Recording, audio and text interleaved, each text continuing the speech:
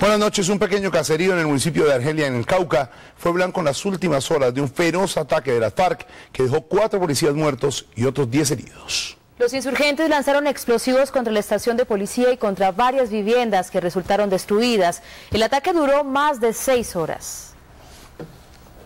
En estas fotografías obtenidas por Noticias Caracol se pueden observar los daños que causaron los artefactos explosivos que lanzaron los guerrilleros de las FARC en las viviendas aledañas al puesto de la policía del corregimiento del Mango en Argelia, Cauca. Techos caídos, ventanas, puertas y vidrios destruidos es lo que se puede ver.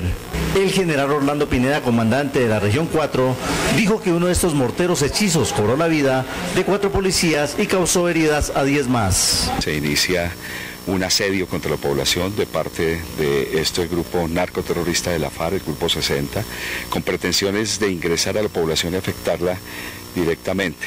En helicópteros la policía y la Fuerza Aérea sobrevolaron el caserío y realizaron ametrallamientos en la zona montañosa. Los heridos solo pudieron ser sacados de la zona 15 horas después. Por el mal tiempo, ninguna aeronave podía llegar hasta el corregimiento. 7 de los 9 uniformados que llegaron heridos hasta esta clínica se encuentran en observación médica en la unidad de urgencias. El médico Felipe Tobar, director de la unidad, dijo que los otros 2 policías fueron intervenidos quirúrgicamente. Uno de ellos con heridas graves, herida cardíaca, herida de hígado, herida de diafragma, y el otro con un trauma severo de tejidos blandos, fracturas expuestas en miembros inferiores. Según las autoridades del Cauca, los uniformados se enfrentaron durante 6 horas a los guerrilleros que intentaron tomarse por asalto la población. El ataque que hace es precisamente para poder tener libres los corredores por donde quieren sacar droga y quieren introducir armas también. Los cuerpos de los patrulleros muertos, Juan Carlos Chacón, Andrés Felipe Ortiz, Brian Martínez y John Faber Marín, serán trasladados hasta sus lugares de origen. Otras 5 personas fueron asesinadas en la frontera colombo-venezolana. Esta vez las víctimas se movilizaban en un vehículo por un corregimiento de Villa del Rosario, norte de Santander, cuando fueron atacadas por sicarios. Con esto ya son 26 los homicidios en esa zona de frontera en tan solo 9 días.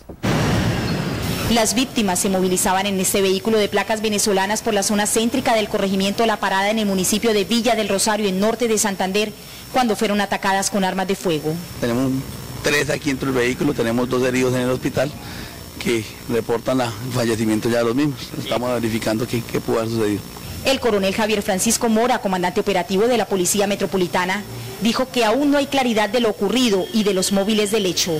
Hay información de algunas personas que venían a pie, que iban con una gorra blanca. Tenemos algunas características que, como le digo, por la premura de los hechos y pues en el momento de investigación no ha podido establecer con claridad qué es lo que pasó. Los familiares de las víctimas se acercaron hasta el lugar de los hechos para colaborar con las autoridades en el proceso de identificación de los cuerpos. Según el último reporte entregado por las autoridades la última semana, en Cúcuta han sido asesinadas 26 personas a manos de bandas criminales. Lo que pasa en la capital de norte de Santander se ve en Noticias Caracol. En Cali, la ola de violencia que este año ha cobrado la vida de más de 700 personas llevó a la policía a lanzar una gigantesca ofensiva contra todas las formas de delincuencia, especialmente el sicariato. Hoy llegaron 700 nuevos uniformados a la capital del Valle. Los 700 policías que llegaron a Cali comenzaron a realizar patrullajes y retenes en las calles de la ciudad. Junto al pie de fuerza que ya poseía la capital del Valle, las autoridades buscan disminuir los índices de inseguridad, que en lo que va corrido del año deja 767 homicidios, 58 más que el mismo periodo del año pasado. La Secretaría de Gobierno de Cali cree que el plan dará resultados muy pronto. Lo que nos permite es fortalecer el plan de vigilancia por cuadrantes, que es la estrategia nacional que en este momento se está implementando en Cali, y lo que necesitamos es contar con el pie de fuerza suficiente y con los elementos y las herramientas necesarias para que ese plan funcione. Para los caleños, la llegada masiva de uniformados es una medida que hacía falta en la ciudad y que es necesario que se realice constantemente. Es muy importante para la ciudad que vengan más policías porque pues ahora hay mucha violencia, mucho robo, mucho atraco. Y entre más vigilancia haya en una ciudad es muy importante. Los caleños están de acuerdo con el aumento de pie de fuerza, pero también piden más contribución en el campo social. Cuando hablamos de seguridad no solamente hablamos de la policía, hay que hacer prevención en el tema de pandillas, hay que hacer prevención en el tema de consumo de psicoactivos para disminuir esos factores generadores de violencia. No es solamente que tiene que ver con los policías, ¿no? porque entonces cada ciudadano tendría que tener un policía a su lado. Se espera que con la intervención masiva de la policía, la seguridad regrese a la capital del Valle. El presidente Juan Manuel Santos reveló hoy que las autoridades investigan posibles amenazas a candidatos para las elecciones de octubre y les pidió seguir las recomendaciones de la policía. El mandatario habló del tema en Caquetá, en donde ordenó arreciar la persecución a las FARC. Uno de los temas analizados en Florencia por Santos y las autoridades militares y de policía fue la seguridad para candidatos a alcaldías, gobernaciones, consejos y asambleas de todo el país. Allí el mandatario alertó de algunas intimidaciones e hizo recomendaciones. Hemos recibido información de unos casos aislados de posibles amenazas a algunos candidatos. A esos candidatos les recomendamos que sigan las instrucciones de las autoridades. El presidente también ordenó a los comandantes de la fuerza pública incrementar sus acciones contra todos los grupos al margen de la ley, pero especialmente contra las FARC. La presión contra este grupo no se puede disminuir, todo lo contrario, las órdenes es que hay que arreciar, hay que intensificar.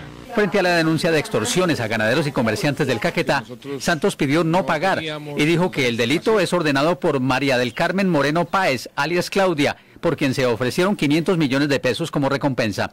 Ella ha sido en cierta forma la responsable del incremento de estas extorsiones. Y nuevamente, por favor, no se dejen amedrentar, no paguen y denuncien. Santos reconoció los golpes dados por la fuerza pública a las estructuras de las FARC.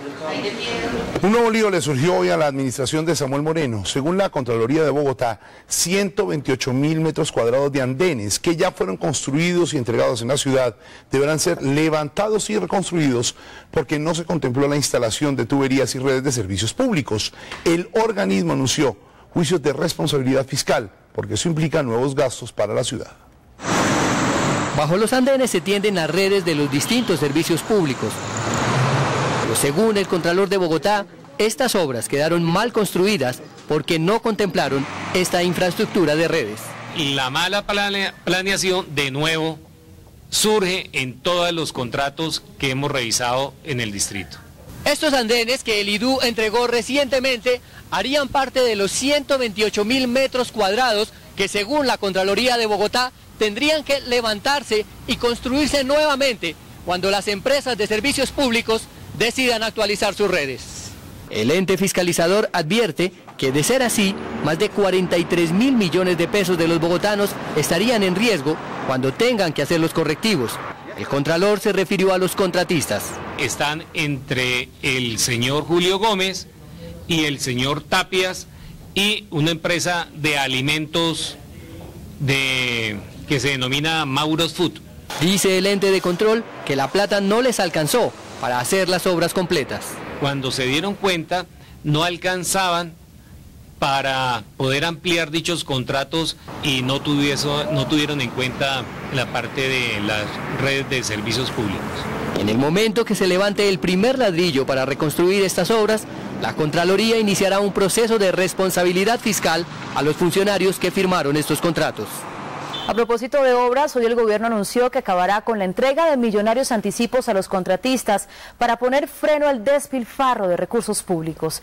El ministro de Transporte, Germán Cardona, explicó en la Comisión Sexta del Congreso que de ahora en adelante el gobierno entregará como anticipo máximo el 10% del valor de la obra a los contratistas que ganen licitaciones, quienes tendrán que ejecutar los trabajos con recursos propios o préstamos bancarios. Agregó que el incumplimiento de los contratos se está volviendo reiterativo y el único que cumple es el Estado, por lo que es indispensable crear mecanismos para proteger las finanzas de la nación. El gobierno no puede seguir arbitrando recursos y entregándole recursos a contratistas irresponsables para que cuando los anticipos son muy grandes, como ha sucedido en algunas obras aquí en Bogotá, entonces se vayan a hacer inversiones en Dubái o vayan a comprar aviones o hacer otro tipo de inversiones. Y cuando son más pequeños, entonces de pronto se van a cubrir los déficits que tienen de las operaciones normales de las empresas.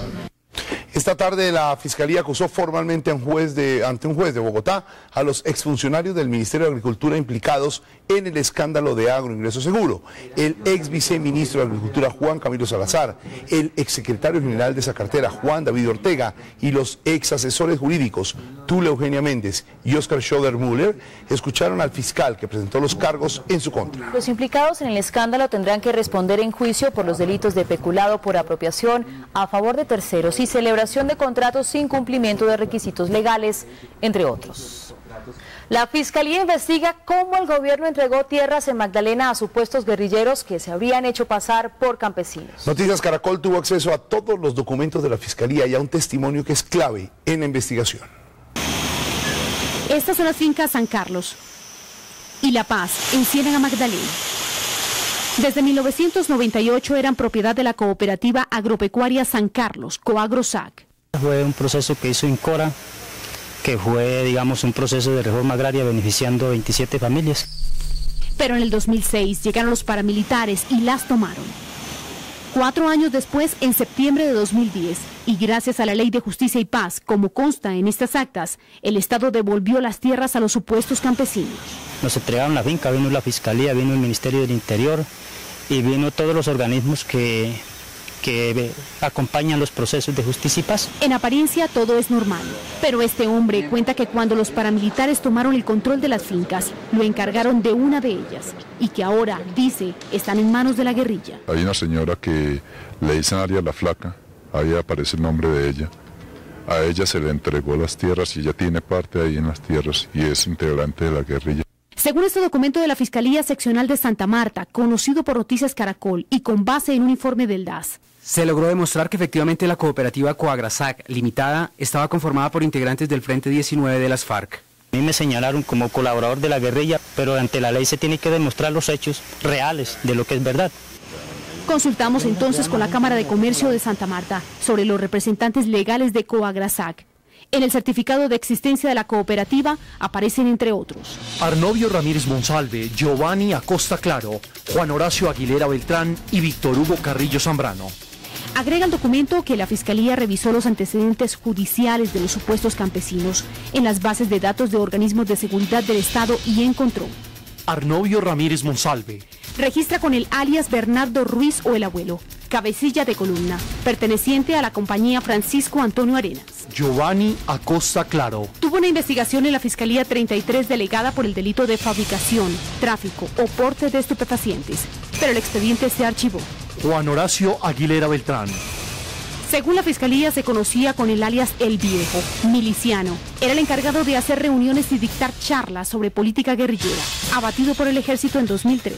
Víctor Hugo Carrillo Zambrano. Miliciano, dado de baja por el ejército. Encontramos a esta mujer, esposa según este registro civil de matrimonio, de uno de los integrantes de la cooperativa. ¿Algunos miembros de la cooperativa pertenecían a la guerrilla?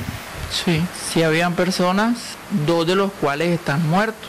Bueno, pongámosle 5 o 6. Cuentan para qué les servían estas fincas a la guerrilla. Había que sembrar plátano, criar pollo y sembrar yuca. Supuestamente para cuando ellos estuvieran en los alrededores, comer. Uno tenía que hacer allá lo que ellos dijeran. Era la ley. ¿Quiénes son ellos? La Frente 19 de la FARC. La Fiscalía concluye que se debe iniciar una exhaustiva investigación para recuperar las fincas y adjudicarlas a campesinos de la región. Sin embargo, las tierras fueron reintegradas a la cooperativa. El gobierno adelanta un proceso para recuperar 400.000 hectáreas de tierra que se encuentran en manos de paramilitares, guerrilleros y narcotraficantes en 5 departamentos del país. El superintendente de Notariado y Registro, Jorge Enrique Vélez, explicó que los ilegales se apropiaron de esas tierras adulterando escrituras o resoluciones del INCODER en Meta, Antioquia, Vichada, Chocó y Bolívar. También aseguró que estas tierras entrarán a ser parte del fondo para reparar a las víctimas de la violencia.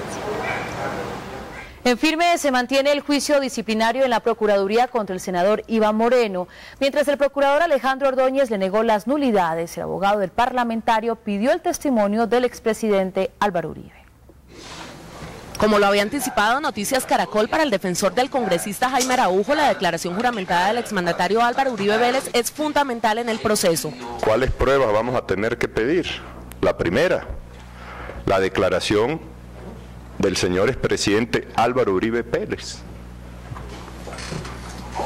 ¿Por qué? Porque fue contertulio de los señores Nules. Y claro, yo sé que usted no la va a decretar. Yo entiendo que usted no quiere chocar con el doctor Álvaro Uribe. Y no quiere chocar con el doctor Álvaro Uribe porque las huestes uribistas lo eligieron a usted. Esa fue la primera prueba solicitada por el abogado, que a esta hora responde los argumentos del procurador que le negó las nulidades planteadas. Como le dije en algún momento, esto no es un conversatorio, esto no es una clase de derecho constitucional, esto no es una conferencia política, esto no es una entrevista, esto es un proceso y hay unas normas que pueden gustarnos más o menos, pero que debemos respetarlas y observarlas. La jornada número 11 de la audiencia disciplinaria contra Iván Moreno se cumple nuevamente sin la presencia del senador, quien no asistió a la Procuraduría.